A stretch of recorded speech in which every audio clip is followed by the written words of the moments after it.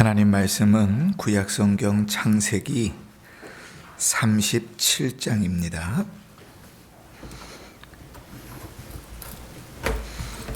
창세기 37장 18절로 28절까지.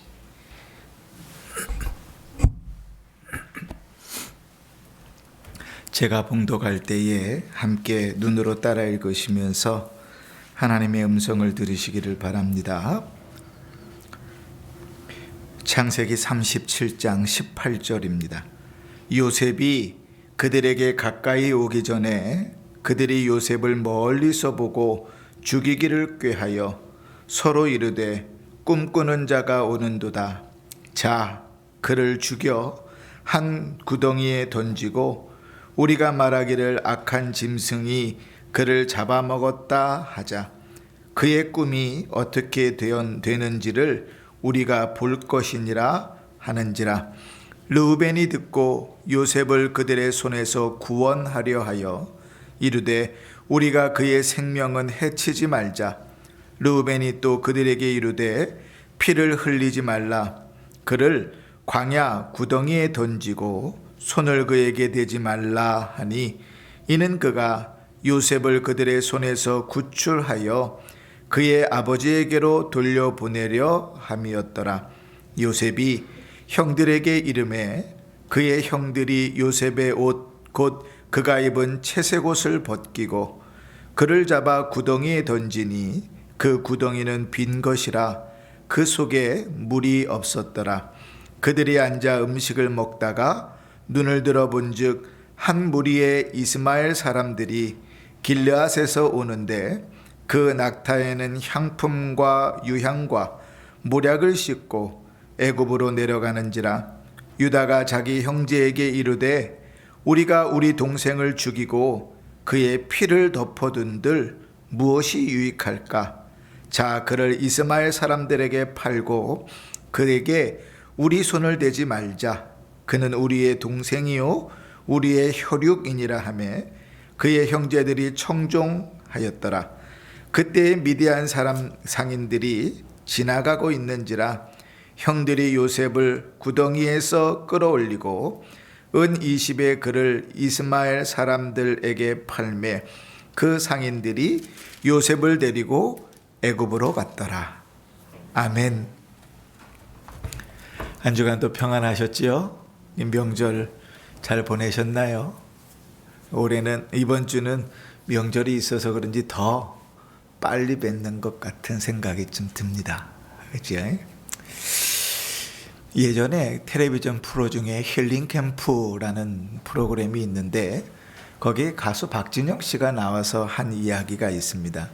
저는 개인적으로 그 가수를 그렇게 좋아하지는 않는데 그가 했던 이야기가 참 임팩트 있게 제 마음에 와 닿았었어요.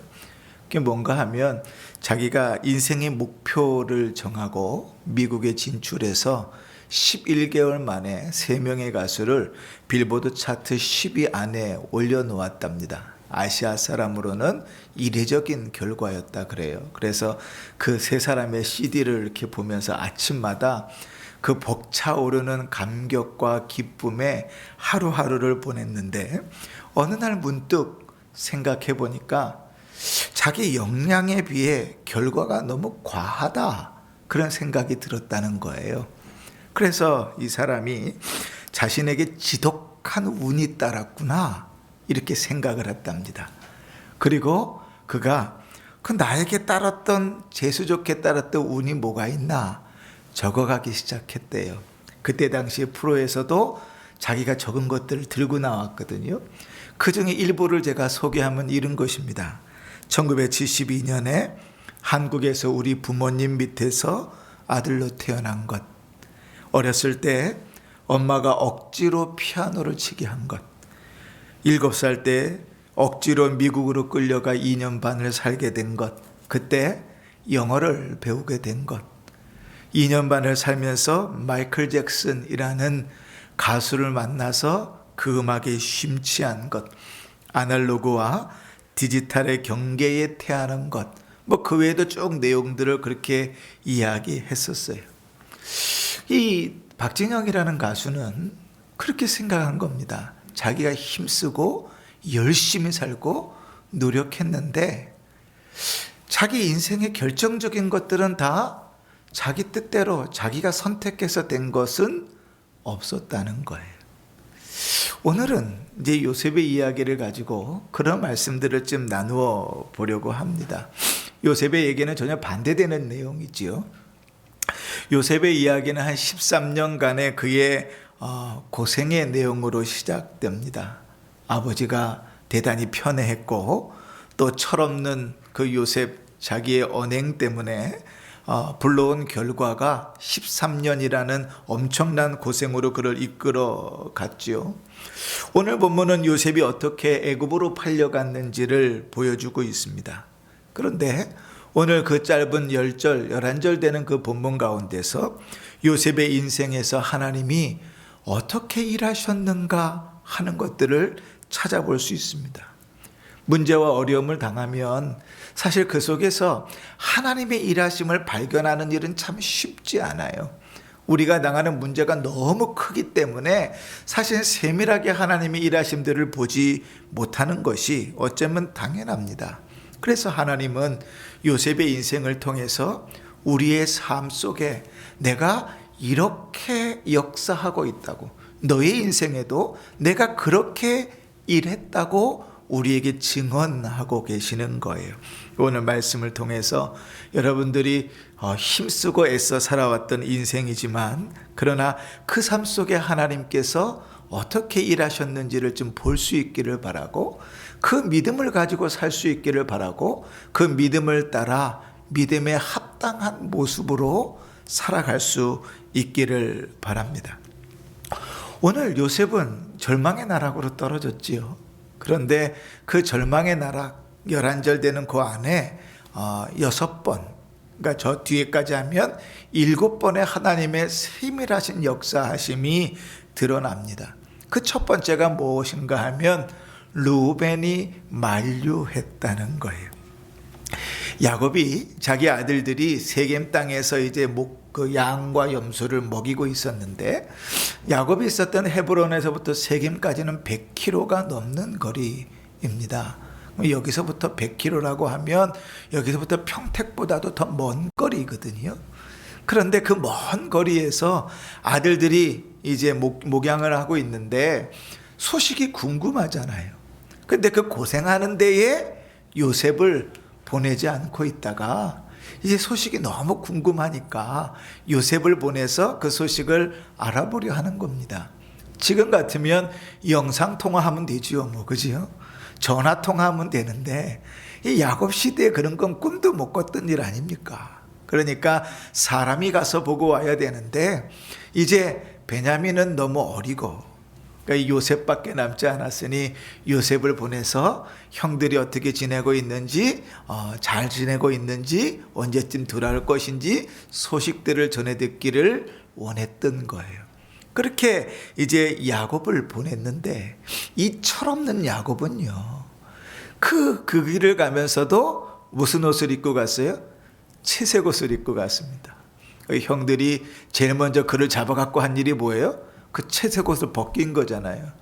그러니까 채색 옷은 어떤 옷이라 그랬습니까?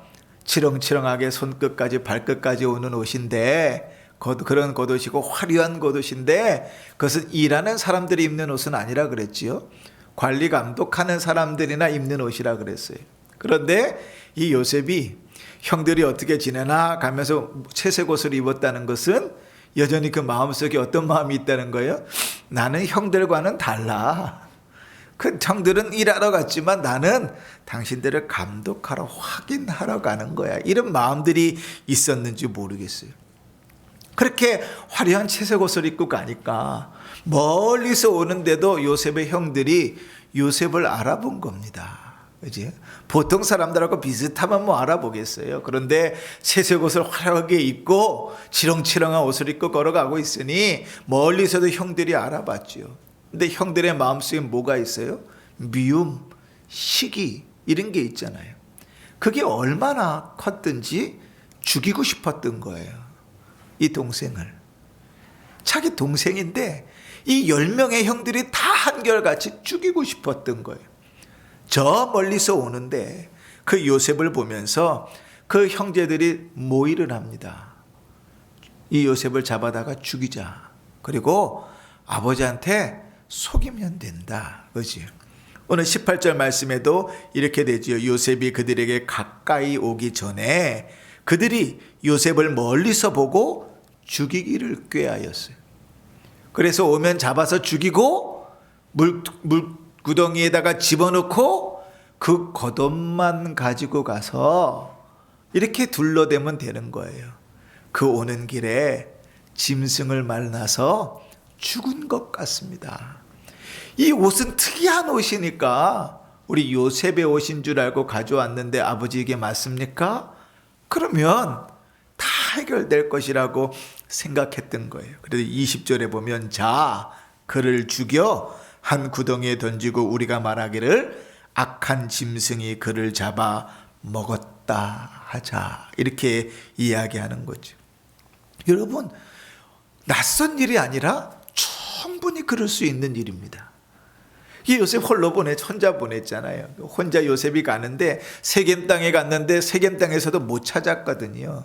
도단으로 내려갔다 그래서 도단으로 또 내려갔으니까 100km가 훨씬 넘는 거리를 홀로 여행하다가 어떤 일을 당할는지는 모르는 거지요. 우리가 예전에 야곱이 그 삼촌의 집에 가는 길에 당할 수 있는 위험들을 쭉 나열한 적이 있지요. 강도도 만날 수 있고 도둑도 만날 수 있고 날씨의 문제도 있고 사막 폭풍도 있고 짐승의 위협도 있고 여러 가지 위협들이 있다고요. 그러니 그 100km가 넘는 길을 오면서 어떤 일을 당할지 누가 알아요, 그지요? 그러니까 형들은 아주 좋은 아이디어가 생각나는 거예요. 죽이고 그 옷, 특이한 옷을 가져다가 갈기갈기 찢어서 짐승의 피를 좀 묻혀갖고 가면 짐승에게 공격을 받아 죽었구나 이렇게 생각할 수 있겠다 이렇게 생각한 거죠. 그런데 하나님의 첫 번째 섭리는 뭔가 하면 가장 그 형제들 중에 장자인 가장 큰 형인 르우벤이 그를 설득하고 나섰던 겁니다. 르우벤도 왜 요셉이 밉지 않았겠어요, 그죠?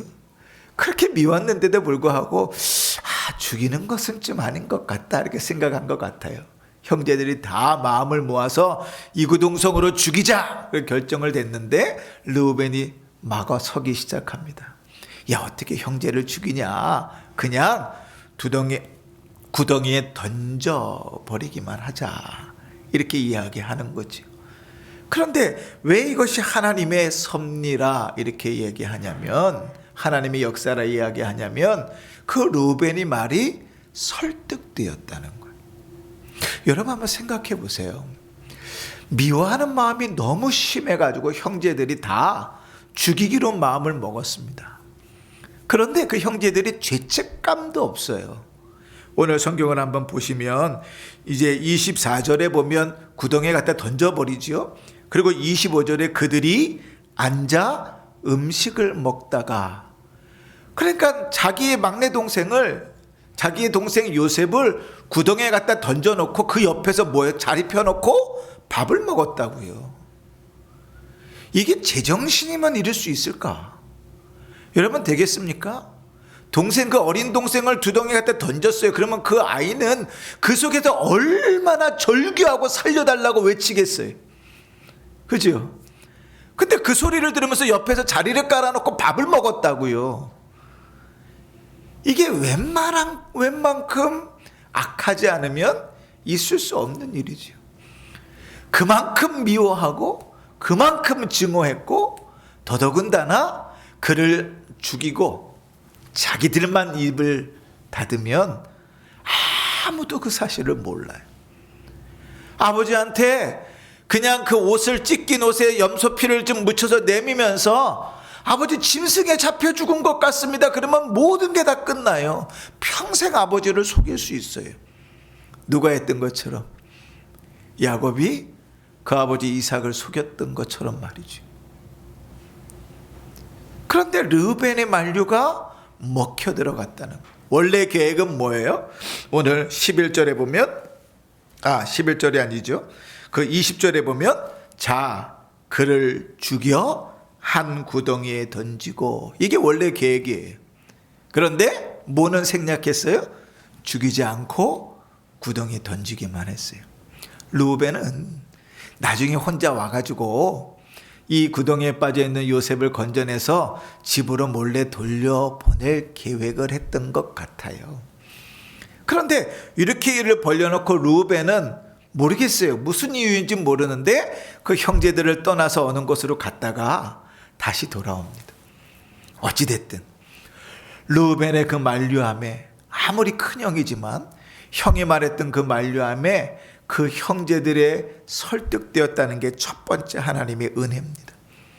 두 번째 은혜는 뭐냐면, 그렇게 이제 형에게 설득돼서 구덩이에다가 요셉을 갖다 던졌는데, 성경은요 쓸데없는 것을 기록하는 게 하나도 없거든요. 성경에 기록되어져 있는 것은 다 이유가 있어서 기록해 놓은 거예요. 그런데 24절을 보십시다. 그를 잡아 구덩이에 던지니 그 구덩이는 빈 것이라 그 속에 물이 없었더라. 마치 일부러 적어놓은 것처럼 그 속에 물이 없었더라, 이렇게 기록합니다. 여러분, 이 구덩이라는 이 단어가 히브리어 성경에서는 물이 괜 곳, 우물, 이런 뜻입니다. 이 팔레스타인 지역은 물이 귀하잖아요. 그러니까 사람들이 그 빗물을 좀 모아가지고 그걸 쓰기 위해서 땅속에다가 큰 구덩이를 파는 거예요. 입구는 좁고 안은 넓고 그 벽면은 매끄럽게 되어져 있어서 사람이 빠지면 자기 힘으로는 나올 수 없어요. 그렇게 거기다 물을 모아 넣었다가 이제 가축을 먹이거나 사람들이 이제 그 텐트를 치거나 이렇게 할 때 그 물을 쓰는 거거든요. 그러면 정상적으로 생각하면 요셉의 형들이 그곳에서 양떼를 먹이고 있었으니까 그 구덩이에는 물이 있어야 돼요, 없어야 돼요? 있어야지요. 조금이라도 물이 있어야지요. 그럼 물이 있는 구덩이에다가 요셉을 던졌으면 요셉은 어떻게 되겠어요? 바로 익사해 죽겠지요. 그런데 던졌는데 그게 의도된 것인지 아닌지는 모르겠으나 하나님은 그것을 뭐라고 표현하냐면 물이 없는 구덩이에 그가 던져졌다고 표현하는, 하나님의 역사죠. 일부러 물 없는 구덩이를 찾아 헤매지 않았을 거예요. 그런데 그들이 옆에 있는 구덩이에다 요셉을 던졌는데 그 구덩이는 물이 없는 비어있는 구덩이였다고요. 이게 하나님의 놀라운 두 번째 역사입니다. 세 번째 역사는 뭔가 하면, 그렇게 구덩이에 던져놓고 났는데 저쪽에서 던져놓고 형들은 뭐 했다 그랬어요? 옆에다 자리를 깔고 밥을 먹었잖아요. 우리는 밥 먹을 때 어떻게 먹습니까? 돗자리를 깔고 뭐 야외 같으면 그냥 바닥에다 음식을 놓고 먹든지, 아니면 좀 갖춘 사람들은 그 캠핑용 의자 같은 것, 식탁 같은 거 갖다 놓고 먹겠지요. 근데 당시 팔레스타인의 사람들은 음식을 어떻게 먹었냐면 누워서 먹었어요. 그러니까 어떻게 보면 그렇게 비스듬하게 누워서 먹었다고. 그러니까 자리를 쫙 펴고 음식을 놓고 그렇게 누워서 먹었겠지요. 그렇게 자리를 펴고 음식을 먹고 있는데 저쪽에 보니까 한 무리의 사람들이 오는데 상인들인 거예요. 상인들이 저쪽에서부터 오고 있어요. 오늘 성경에 보면 25절에 그들이 앉아 음식을 먹다가 눈을 들어 본즉 이렇게 표현하잖아요. 이 보았다라는 표현이 성경에 여러 단어가 쓰이는데, 이 보았다는 말은 이거예요. 계속 이렇게 주시해서 쳐다보고 있었던 거예요. 그렇게 보니까 모두 파는 거예요. 낙타에다가 향품도 유향도 모략도 정치적인 담아놓고 그거 팔러 가는 그런 상인들인 거예요. 저쪽에 보니까 그런 상인들을 만나게 됐습니다. 마치 하나님께서 준비해 놓으셨던 것처럼 요셉은 구덩이에 빠졌는데 상인들이 오기 시작하는 거죠. 마치 영화 보는 것 같아요. 그죠? 영화는 각본이 다 짜여 있는 거 아닙니까? 그죠? 그 순서의 타이밍이 다 맞아야 되니까 요셉을 갖다 탁 던지고 자리를 깔고 이제 밥을 먹으려고 촥 식사를 하고 있는데 저쪽에서 상인들이 출현하는 거죠. 하나님의 준비해 놓으신 은혜입니다. 그 상인들을 보면서 네 번째 하나님의 역사는 뭔가 하면 유다가, 그의 넷째 형인 유다가 이렇게 형제들을 설득하기 시작한 거예요. 야, 우리가 죽일 것까지 뭐 있냐. 여기다가 놓으면, 구덩이에다 놓으면 물이 없어도 구덩이에서 나올 수 없기 때문에 춥고, 또 그 속에서 어렵기 때문에 며칠이 지나면 그냥 아사에서 죽는데, 동사든지 아사든지 그러고 이제 죽는 것인데, 굳이 우리가 구덩이에다가 던져놓고 죽일 이유는 뭐냐. 팔자. 이렇게 된 거지. 무역상들이 저기서 오는 거 보니까, 야, 우리가 죽이는 것보단 그냥 팔아버리는 게 그래도 좀 낫지 않을까? 이렇게 설득하기 시작한 거예요.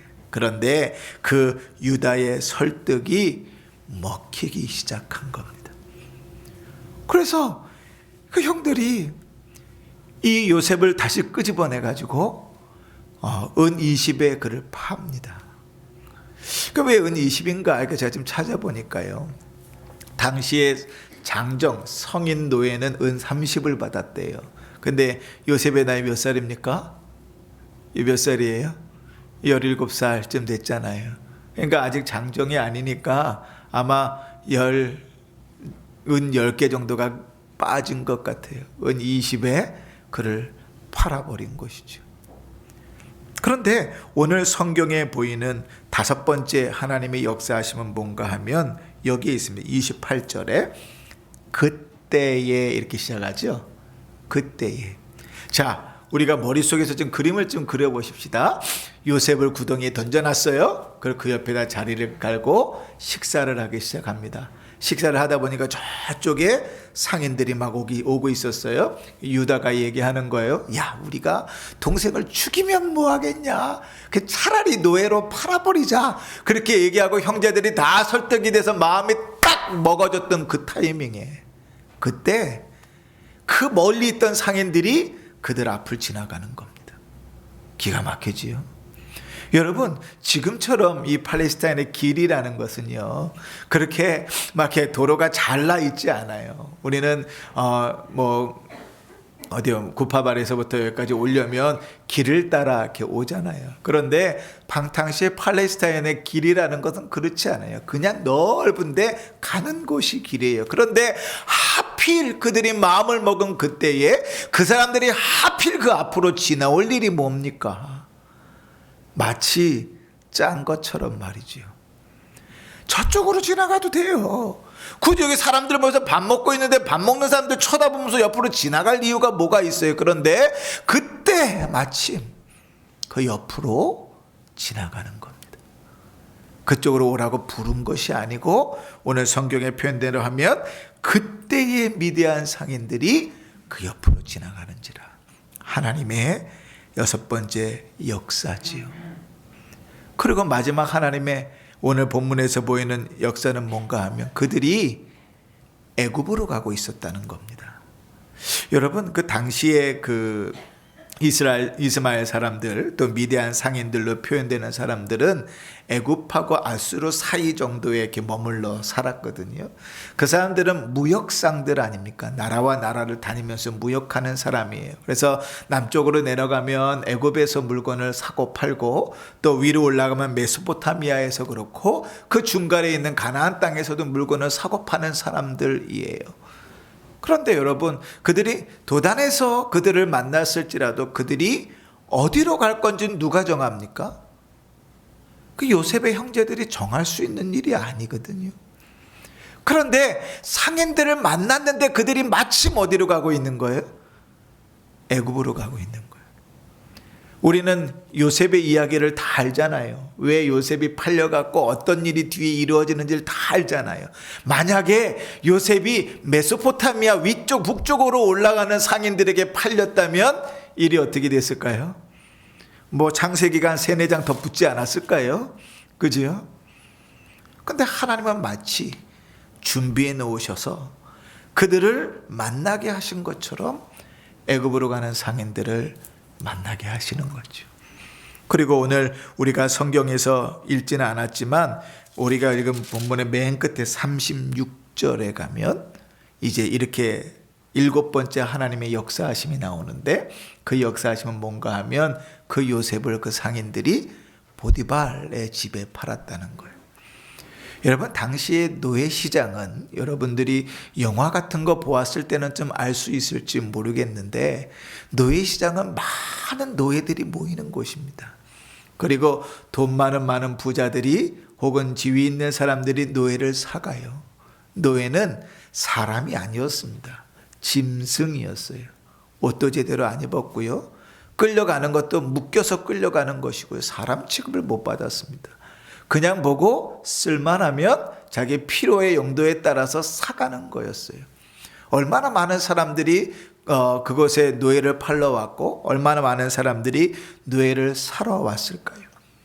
우리나라 옛말에 이런 말이 있습니다. 머슴살이를 해도 대감집에서 해라 그랬죠. 그러니까 요새 팔려가면 그래도 돈 있는 집에서 일을 하면 그래도 낫지 않겠어요. 그런데 하나님은 그 수많은 돈 많은 사람들 중에, 노예를 사가는 그 수많은 사람들 중에 어디에다 팔았어요? 보디발의 집에다 팔았어요.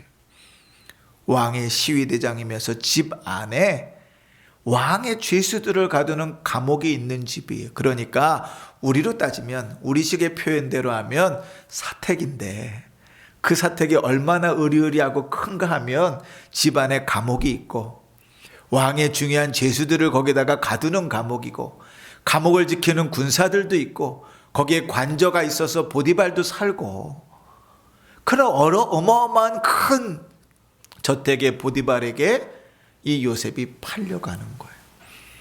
요셉이 보디발을 한눈에 알아보고 나는 저 집에 가서 종살이를 하겠다고 선택한 것 아니지요. 보디발이 요셉과 같은 사람 하나 찾아내려고 찾고 찾다가 요셉을 찾아낸 것도 아니지요. 하나님의 역사하심이지요. 오늘 우리가 7가지의 하나님의 역사하심을 살폈는데, 그 중에 사람이, 요셉의 형들이 혹은 요셉이 열심을 내고 계획하고 선택하여 주어진 결과가 있던가요? 하나도 없지요. 마치 하나님께서 그 드라마를 짜신 것처럼 정확하게 그 일들이 진행되어져 가는데, 그 모든 일에 사람의 계획과 사람의 노력은 단 하나도 들어가 있지 않아요. 그럼에도 불구하고 그 속에서 누구는 여전히 일하고 계셔요? 하나님은 여전히 일하고 계시죠. 요셉은 그렇게 생각했을 거예요. 형들이 자기 옷을 벗기고 자기를 그 구덩이 속에다가 팍 갖다 집어넣었을 때 얼마나 속이 상했겠어요. 생각해 보세요. 아버지가 편애했던 그 아들에게 설거지라도 시켰겠습니까? 그 채색 옷을 지어 입혔던 그 아들을 얼마나 곱게 키웠겠어요. 그런데 그 아들이 자기는 감독자지 형들과 같이 일하는 사람이 아니야, 그 정도 생각했던 철없던 그 아들이 형들이 자기에게 마음을 품고 옷을 벗기고 구덩이에 갖다 던져서 나이는 죽었구나 하는 그 절망의 자리에 갔을 때 얼마나 마음이 상하고 슬펐겠어요. 살려달라는 소리는 얼마나 외쳤겠어요. 살려달라고 용서해달라고 다시는 그러지 않겠다고 얼마나 외쳤겠어요. 그럼에도 불구하고 그 옆에 앉아가고 시시덕거리며 밥 먹고 있는 형들을 향하여 얼마나 분이 타고 속이 상했겠어요. 완전히 절망이죠. 이제 죽는구나. 그런데 그 절망의 자리가, 그 절망의 구덩이가 하나님이 역사하고 계시는 자리였다는 것을 요셉은 그때가 안 보였던 거예요. 요셉은 그때는 몰랐어요. 우리하고 똑같지요. 문제가 부딪히고 어려움에 당해서 죽겠습니다 할 때는 하나님의 일하심이 보이지 않아요. 하나님의 세밀하심과 하나님의 역사하심이 보이지 않아요. 그러니까 뭐 바보 같은 우리를 향하여 하나님께서 요셉의 삶들을 보여주시면서, 봐라, 네 노력과 네 열심이 아니라 그 가운데 네 인생을 이끌어가는 가장 중요했던 일들을 누가 했는가 봐라. 예수를 알지 못하는 한 가수도 성공의 정점에 찍었을 때, 야, 이것이 내 힘으로 한 것이 아니다라고 생각을 할 정도인데, 예수를 믿는 우리가 그 정도로 생각할 수 없다면 이상한 거 아니에요? 그죠? 성경은 계속 증언하고 있어요. 그래서 네 힘으로, 네 노력으로 살았다고 생각하냐? 그때 만났던 그 사람, 그때 일어났던 그 일들, 그때 행했던 그것, 그때 행했던 그 결정, 그때 만났던 어려움, 그 모든 것 속에 누가 있었어요? 내가 있었다. 그 하나님을 보아야 요셉의 인생과 같이 그 인생이 바뀌고 변하는 거예요. 그 구덩이 속에서는 요셉이 몰랐겠지요. 그러나 우리는 성경을 50장까지 다 알고 있잖아요. 하나님이 그 속에서 역사하셨다는 사실을 요셉으로 하여금 고백하게 하시죠. 하나님이 나를 먼저 보내신 거야. 하나님이 이 일을 위하여 미리 예비하신 거야. 13년 전부터 형들의 마음을 통하여 하나님께서 준비하고 계셨던 일이야. 요셉은 그것을 밝히 보는 거죠. 여러분의 인생은 어떻습니까? 신앙생활 한 지 13년 정도 지났습니까? 요셉과 같이 그 하나님의 역사하심이 보이나요?